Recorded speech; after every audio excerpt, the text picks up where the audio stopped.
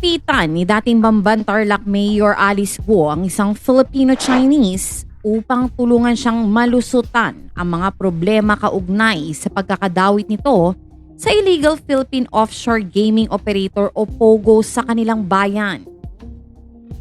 Ang alok umano ni Guo ay tumataginting na 1 billion pesos para lubayan siya ng Presidential Anti-Organized Crime Commission.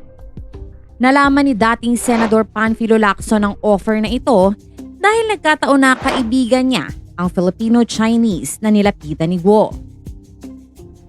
Noong medyo ipit na at nagtatago na yata, medyo kumontak sa kanya through a common friend siguro at ang sabi sa kanya kung mailalapit niya si Alice Guo sa kanyang contact.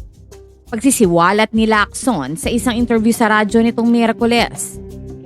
Sabi niya, ang offer daw na pera ay 1 billion pesos basta't matulungan lang daw siya. Dagdag pa niya. Nililinaw ni Lacson na ang 1 billion pesos na inalok ni Guo ay para sa malusutan ang problema nito sa PAOK at hindi sa pagtakas nito sa Pilipinas nitong July. Ayaw sanang maniwala ni Lacson sa binida ng kanyang kaibigan pero naglabas ito ng larawan noong mag-meeting umano silang dalawa. Filipino-Chinese businessman aniya ay walang koneksyon sa industriya ng POGO pero may mga transaksyon sa China. May koneksyon din umano ito sa mga personalidad na dikit sa First Family. Ito, may mga connections din ito. Not directly with the First Family. Meron siyang sinasabi within the circle ng First Family, ani Lacson tungkol sa Filipino-Chinese na kaibigan. Nang tanungin sa interview kung posibleng pansuhol sa First Family ang alok ni Guo para mapalapit ito sa presidente, sinabi ni Lacson na posible rin ito. Yes, kung susundan natin at papaniwalaan natin yung kwento ng Filipino-Chinese na trader, ganoon kalaki ang offer ani Lacson.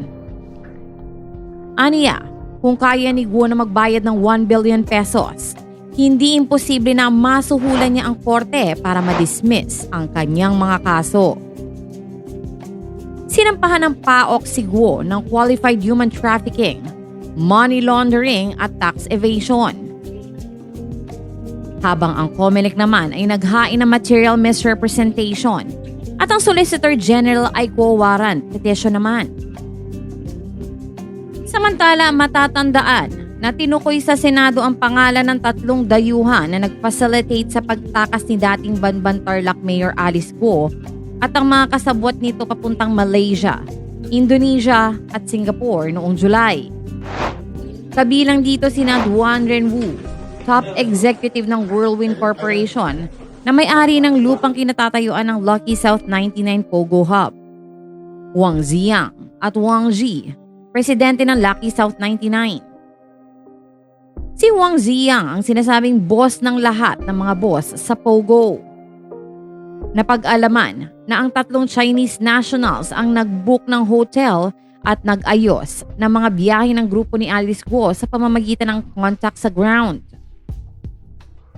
Sa hiwalay na panayam naman kay Presidential Anti-Organized Crime Commission Executive Director Gilbert Cruz sa Senado, sa kanyang pagkakaalam, isang boss sa mga POGO ang mahawak ng 5 passports na kinabibilangan ng St. Kitts and Nevis, China, Cyprus, Dominica at Cambodia.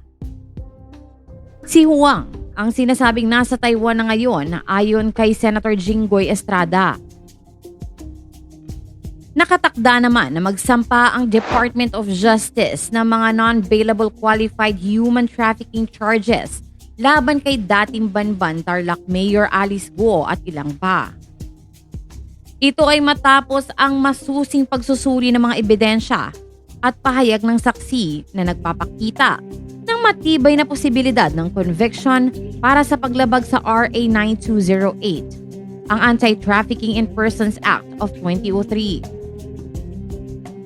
Inanunsyo ni DOJ Undersecretary Nicolas Felix T. na namumuno sa Interagency Council Against Trafficking na ang formal na mga kaso ay ihahain na sa susunod na linggo sa nakatokang Regional Trial Court.